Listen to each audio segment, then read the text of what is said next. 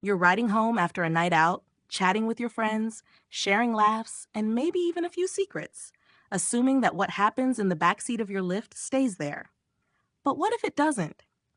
What if, just moments after stepping out of that car, your private conversation shows up in your inbox, word for word? Welcome to In the Know News, where we bring you the latest developments in privacy, tech, and everything that matters most in our digital world.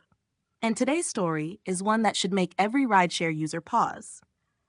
Anvi Ahuja had just returned to her downtown Toronto apartment after an ordinary Lyft ride with her roommates. But shortly after arriving home, her phone lit up with a text message from an unfamiliar number. What she saw was more than unsettling. It was a transcript of her entire 8-minute conversation from the car. Her reaction was swift and visceral. "Who is tapping me?" she recalled, deeply disturbed that her words had somehow been captured without her knowledge or consent. The driver hadn't warned them. The app hadn't indicated recording. And yet, there it was, a full script of everything she and her friends had said. When she called the number, an automated message played. "We can't connect your call because your driver is not available right now." The phrasing and tone closely mirrored the standard Lyft communication style, which only deepened the mystery. Ahuja immediately contacted Lyft's customer service. Initially, she was told this might be part of a pilot program, a vague corporate explanation. But a week later, a formal written response from Lyft's safety team placed the blame on the driver, stating that the individual had recorded her without consent and that appropriate action had been taken. However, the situation gets more complicated. When CBC Toronto began investigating, Lyft admitted that while it is running a pilot program to record audio in some U.S. cities, this incident in Toronto was not part of that initiative.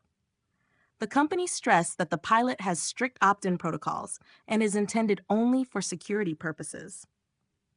According to Lyft, what happened to Ahuja was not connected to any official program or app feature, leaving the unsettling possibility that a driver might have independently recorded her, possibly using Lyft's own masked number communication system to send the transcript.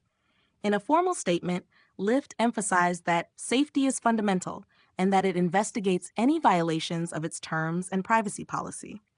The company reiterated that masked numbers prevent drivers from accessing riders' real contact information. Still, that did little to calm concerns. Ahuja's experience sparked serious privacy questions, especially in Canada, where regulations are clear. Consent is not optional, it's mandatory. Canadian law, specifically under the Personal Information Protection and Electronic Documents Act, PIPETA, requires companies like Lyft to obtain informed consent before collecting, using, or sharing any personal information. That means riders must be told when recordings occur, why they're being made, how the data will be used, how long it will be stored, and when it will be deleted. None of that happened for Ahuja. As Anaïs Boussières-McNicol of the Canadian Civil Liberties Association explained, meaningful consent must be specific and comprehensive, not buried in terms and conditions or left to drivers' discretion. Privacy expert Anne Kavukian didn't mince words, calling the incident completely unacceptable. She emphasized that customers have a right to trust that their conversations in a paid transportation service are not being monitored or transcribed without clear notice. And that trust, it seems, has been broken. Even if Ahuja's case turns out to be a one-off, it raises alarm bells about data security and surveillance in the ever-expanding rideshare industry.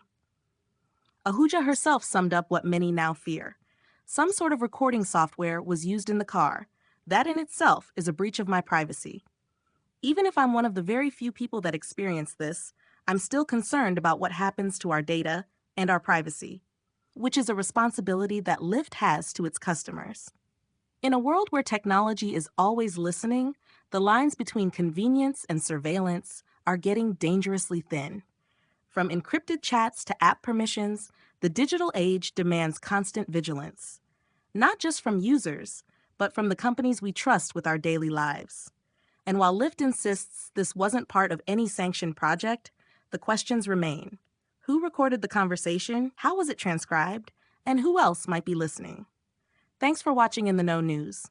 If you value your privacy and believe accountability matters, Be sure to like, subscribe, and stay with us as we continue to shine a light on the stories that impact you most. Until next time, stay informed, stay alert, and most of all, stay in the know.